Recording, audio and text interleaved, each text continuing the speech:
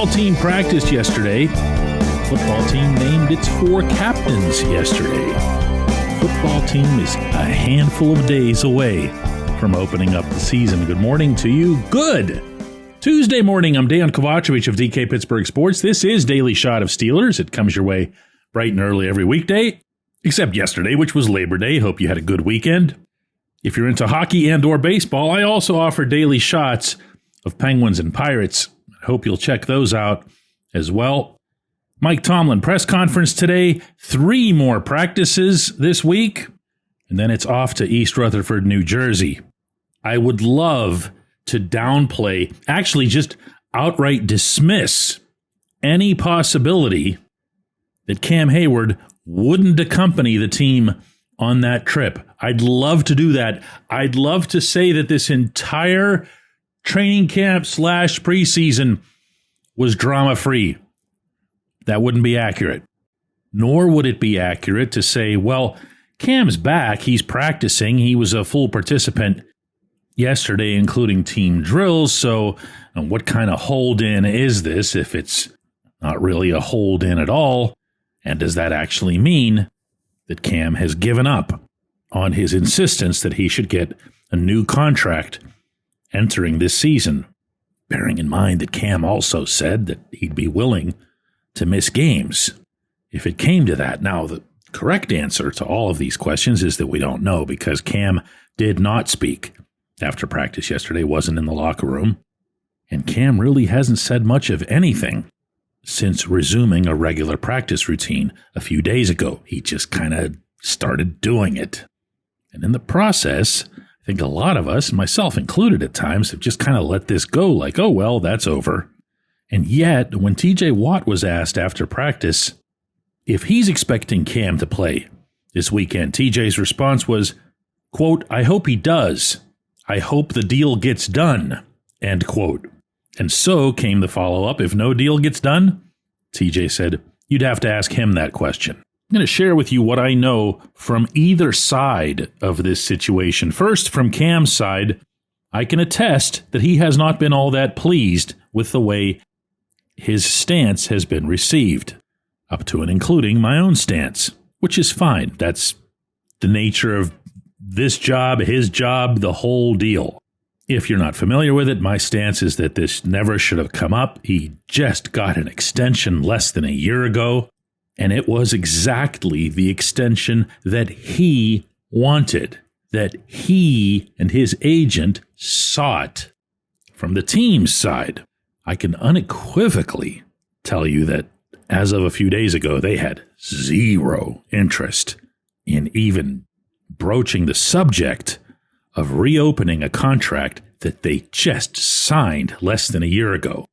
Add those two up, mix in everything that we might not know, and it would appear that what we're left with is Cam's either going to play or he's going to let a whole lot of people down. Did I mention that he was voted captain again? Have I mentioned in recent weeks, since all of this unfolded, that there is a sentiment in that locker room to win for Cam, to win for TJ in this season that rightly appears to be a win-it-all-now kind of season? I haven't changed how I feel about this at all. I just don't think this is a smart move by either Cam and or his agent, depending on who's more influential in this equation.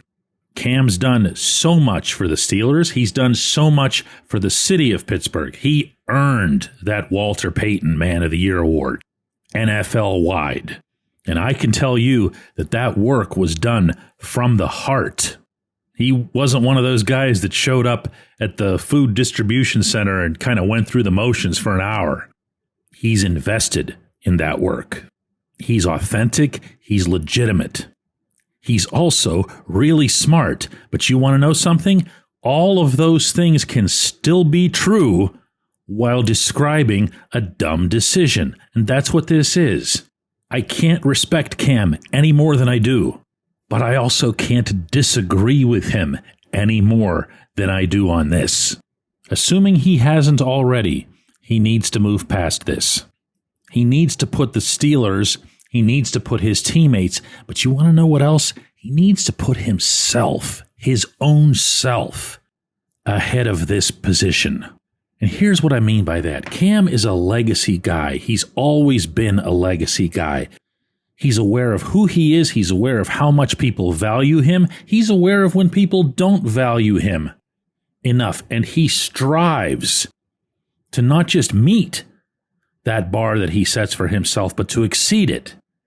Well, as I said a few weeks ago, this ain't the time.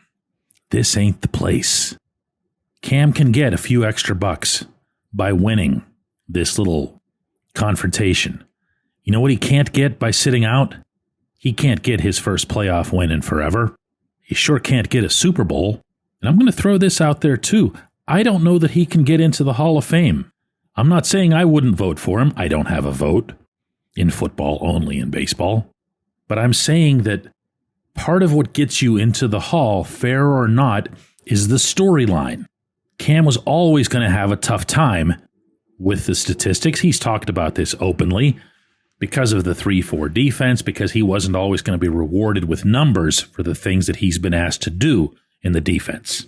So there's got to be something more to it. There's got to be that Jerome Bettis made it to Detroit. He got it done. That kind of thing. Whereas, if Ben Roethlisberger doesn't make that tackle, and the conclusion to Jerome's career is that fumble in Indianapolis, does he make it? I don't know. But I did know after they won. Not everyone remembers the beginning of a story. They certainly wouldn't remember the middle in that event. But there's a really good chance they'll remember the ending. Cam has a contract. Cam has a commitment. And Cam, most importantly here, has a cause that's bigger than a few extra bucks. When we come back, J1Q. This segment of Daily Shot is brought to you by our good friends at Mike's Beer Bar. They're located on Federal Street, directly across from PNC Park. Mike has more than 500 beers on tap, including from more than 50 local breweries. Stop in and say hello. Tell Mike we sent you. Mike's Beer Bar. Hiring can be so time-consuming, sorting through tons of resumes, trying to get in touch with every potential candidate. Well, the future of hiring looks much brighter because ZipRecruiter's latest tools and features speed up finding the right people so you save valuable time. And now you can try ZipRecruiter for free at ZipRecruiter.com/audio. Over 320,000 new resumes are added to ZipRecruiter monthly. If you see a candidate you're really interested in, you can unlock that contact instantly. Use ZipRecruiter and save time hiring. 4 out of 5 employers who post on ZipRecruiter get a quality candidate within the first day. And if you go to ZipRecruiter.com/audio right now, you can try it for free. Again, that's ZipRecruiter.com/audio. ZipRecruiter, the smartest way to hire.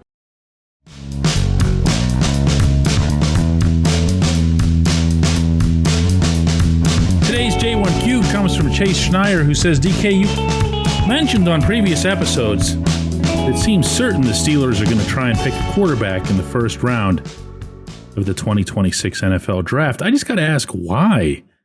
They already got a steal in Will Howard. He's yet to throw an NFL Game Pass, and already you're consigning him to the permanent backup position. Why not use that first pick to get a real starting left tackle instead? Chase, I'm going to let the left tackle thing go. We've been over that a lot. They need to get the best out of Broderick Jones this season. You can't just keep throwing first-round picks at the same position. But this thing with the quarterbacks, the team is rarely in a state of being able to anoint somebody to any position, much less the most important position on the field. You and I can discuss and debate back and forth about who's number 2, who's the starter, who's the franchise guy, who's QB3 with the scout team, who's franchise in waiting and all. None of that means anything to the team itself. And in fact, the team itself doesn't even think like that. So rather than cutting up on Howard, I'm going to focus on that instead. I've been speaking here for months now about acquiring that franchise quarterback. And in almost every instance, I've been careful to stress that it's not going to happen with a single selection. I have pointed time and time again to examples around the NFL, most recently in Foxborough, where teams think they have somebody, but then they don't, and they have to keep adding more into it. That's generally how this goes. The Joe Burrows are the rarity, where you just get the guy, everybody says yay, and they'll all live happily ever after or something. I can very much sense that that's what the fan base has wanted for a while. That's why Kenny Pickett was received the way he was, not just because of the Pitt thing, but because here he is. We have him. Hey, everybody, the smoke's coming out of the chimney. We have a new quarterback. And then he goes out there and he does his thing and he falls short, and now he's just going to find a way to play for all 32 teams, I guess. But that was always silly, and to an extent it was silly on the Steelers' part too. It was always going to have to be about numbers. So why was Howard drafted? Not so that everybody could anoint him and then wonder about his fate. It's just because of the numbers. Whoever it is that the Steelers would select next year, he might well have an edge on Howard because of where he gets drafted, because of the caliber of the class, or because he's just plain old better. But you'll still have numbers being thrown at this. You'll have the new guy, you'll have Howard. Remember that you have Mason Rudolph signed for another year, so you're not left without some veteran presence who's familiar with the playbook. Heck, you might get Aaron Rodgers back. But when it comes to the young quarterbacks, when it comes to finding the right player at that position, you can't worry about what kind of stickers get attached to their foreheads on the way into the door. You got to put them out there and you got to let them play. And yeah, you better believe you got to have them compete, like really compete. Consigning has nothing to do with anything. And finally here, and respectfully, my man, you say that the Steelers already got a steal in Will Howard. That was your terminology. I can't begin to imagine what you've based that on unless it's just his collegiate career.